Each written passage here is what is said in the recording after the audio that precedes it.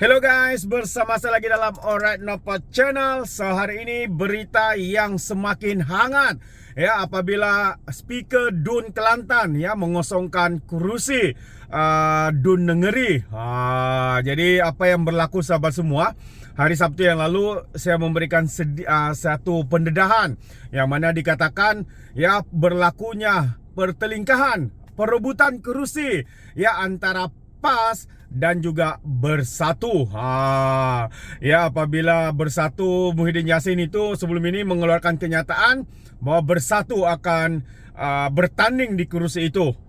Tapi ya apa kenyataan daripada parti PAS sahabat semua, ini yang menarik ya untuk saya buat pendedahan kepada kita semua. Tetapi sebelum itu sahabat semua, saya ingin memberikan respon ya daripada mantan ya ahli Dewan Undangan Negeri di Dun Negeri ini, dan beliau juga adalah seorang ahli parlimen ya di Gua Musang, yang mana kenapa semua ini perkara ini berlaku kerana beliau memberikan sokongan kepada kerajaan perpaduan Malaysia Madani khususnya.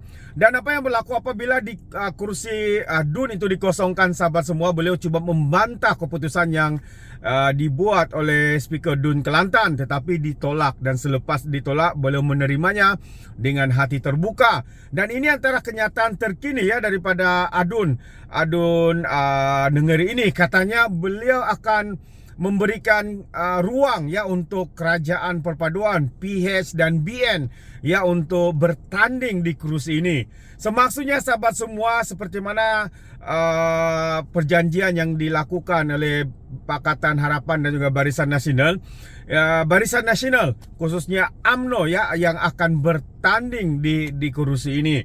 Itu jelas ya, UMNO akan bertanding. Dan Pakatan Harapan dia seperti DAP, Amanah dan juga Parti Keadilan Rakyat pastinya ya akan bersetuju dan mendukung siapapun calon yang akan diletakkan khususnya daripada Parti UMNO. Jadi itu antara keputusan ya yang telah pun dibuat. Jadi sahabat semua, seperti awal yang saya katakan, perkara yang lebih mengejutkan kita adalah perebutan kuasa, sengketa ya perebutan Dun Kerusi Negeri ini yang membabitkan parti yang ada di dalam Perikatan Nasional. Ini jelas sahabat semua ya, Muhyiddin Bersatu sendiri telah pun membuat kenyataan yang mana mereka akan bertanding di kerusi itu. Namun sahabat semua, seperti mana yang saya katakan pada hari Sabtu yang lalu, PAS juga membuat kenyataan bahawa mereka mahu bertanding di kerusi Dun Negeri itu. Pesuruhjaya PAS di Gua Musang telah pun membuat kenyataan bahawa mereka mahu bertanding ketimbang daripada calon dari walaupun dikatakan ada 3 calon ataupun 3 senarai pendek nama yang telah diberikan oleh Bersatu ya kepada JK pemilihan mereka untuk diketengahkan. Tetapi sekali lagi, kalau saya tidak silap, ketua pemuda di Dun Negeri ini mengatakan bahawa mereka tidak mahu pisang berbuah 2 kali. Jadi ya mereka masih bertekad, masih berdegil untuk meletakkan ya calon mereka daripada calon itu adalah daripada parti PAS sahabat-sahabat semua. Jadi kita boleh nampak apa yang saya coba sampaikan di sini adalah mereka sesama parti ketimbang dengan kerajaan perpaduan sudah selesai. Isu itu tidak ada isu. Yang akan bertanding adalah daripada Barisan Nasional UMNO dan dipersetujui oleh parti-parti yang ada di dalam kerajaan perpaduan. Tetapi berbeza pula sahabat semua dengan keadaan yang ada kepada pembangkang Perikatan Nasional, yang mana PAS juga mahu bertanding ya, yang mana Bersatu juga mahu untuk menuntut kerusi itu kerana katanya kerusi itu adalah milik mereka. Tapi PAS pula mengatakan mereka tidak mahu pisang berbuah 2 kali. Jadi apa yang saya coba sampaikan di sini sahabat semua, dengar baik-baik. Maksudnya tujuan mereka untuk bertanding dalam politik ini semata-mata hanya kuasa, wang ringgit ya. Kita tahu mungkin kalau sudah diangkat sebagai wakil rakyat, seperti mana kenyataan daripada pemimpin PAS, pembangunan, untuk membangunkan ekonomi, untuk membantu rakyat, katanya itu bukan tanggung jawab wakil rakyat. Itu pandangan daripada pemimpin PAS ya. Katanya tanggung jawab itu adalah tanggung jawab daripada kerajaan persekutuan. Kita boleh nampak sahabat semua. Jadi apalah maksudnya wakil rakyat daripada parti PAS maupun Bersatu itu dilantik ataupun dipilih. Kalau mereka hanya duduk diam-diam, tidak berbuat apa-apa, maksudnya ini merugikan rakyat. Yang untungnya adalah wakil rakyat daripada PAS maupun Bersatu. Mereka goyang kaki, dapat gaji puluhan ribu, dapat duit, masuk poket, masuk account dan sebagainya. Tapi apabila ditanya berkaitan dengan pembangunan, membangunkan ekonomi, membantu rakyat, katanya semua itu tanggung jawab kerajaan persekutuan. Oh, ini saya tidak pasti dari mana ajaran ini. Mungkin ajaran ini hanya diajar ya di dalam parti PAS ataupun Perikatan Nasional ini, sahabat-sahabat semua. Bagaimana dengan pandangan anda? Ini ada satu perkara yang amat-amat mengejutkan. Dan kita lihat sekarang ini juga sedang berlakunya pilihan raya kecil di Dun Sungai Bakap.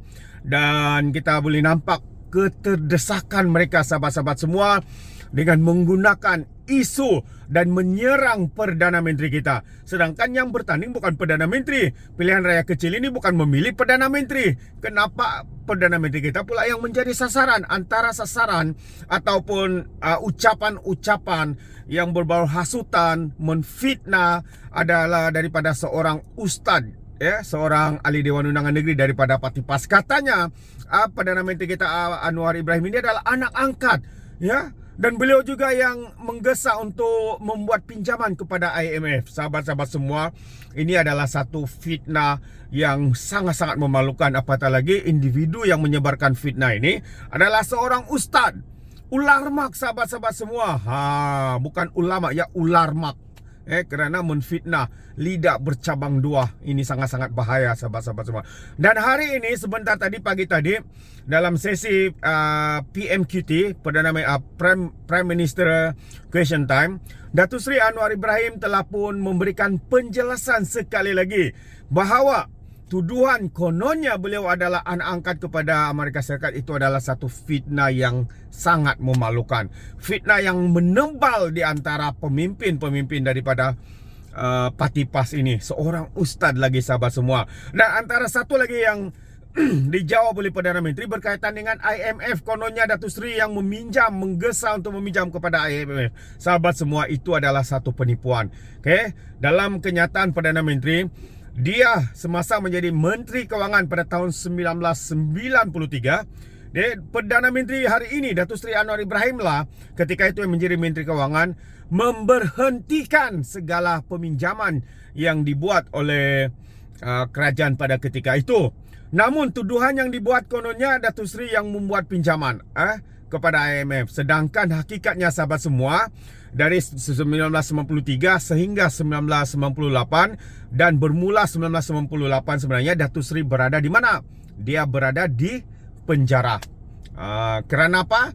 Kerana berlakunya kekejaman politik yang diamalkan oleh pimpinan pada ketika itu tidak lain tidak bukan Mahathir Mohamad.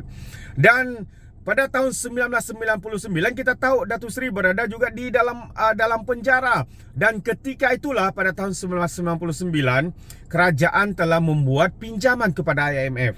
Dan ketika itu siapa Menteri Kewangannya, sahabat-sahabat semua? Tidak lain tidak bukan Datuk Seri Anwar Ibrahim, kerana masa itu dia sudah dipenjara. Dipenjarakan dengan kekejaman politik yang dibuat oleh ataupun dilakukan oleh pemimpin-pemimpin seperti Mahathir Mohamad dan koroni-koroninya. Kerana apa? Kerana mereka begitu takut dengan Perdana Menteri kita yang mahu untuk menghalang korupsi. Berlakunya rasuah, kronisme itu sedang berlaku. Dan akhirnya kerana mereka takut dengan pendirian Perdana Menteri hari ini, dan ketika itu Datuk Seri Anwar Ibrahim, mereka sanggup membuat pelbagai langkah untuk menutup mulut Perdana Menteri kita hari ini ketika itu, yaitu Datuk Seri Anwar Ibrahim. Begitu kejam, begitu keji permainan politik mereka, sahabat semua. Itu pandangan saya. Jadi bagaimana dengan anda? Dua perkara yang saya kongsikan. Yang pertama tadi, Jadi ya apabila telah pun disahkan sengketa perebutan kerusi Dun Negeri yang dikosongkan oleh Speaker Dun Kelantan, PAS dan Bersatu mahu berebut kerusi. Katanya Bersatu layak, itu antara kenyataan Muhyiddin, tetapi pimpinan-pimpinan PAS pula mereka mahukan kerusi itu juga. Jadi apakah makna semua ini? Ya seperti yang awal saya katakan, ini adalah kerakusan kuasa semata-mata, bukan rakyat yang menjadi pertimbangan. Itu pandangan saya. Bagaimana dengan Anda sahabat semua? Anda boleh berikan komen Anda di dalam ruangan komen. Jadi terima kasih, izinkan saya untuk mengundurkan diri. Dan seperti biasa peribahasa mengatakan, tapapun kangkap dua ton keinginan, dalam bahasa Melayunya tubuk dada tanya selera. Sekian saya daripada Orek Nopo Channel. Kita berjumpa lagi. Bye bye.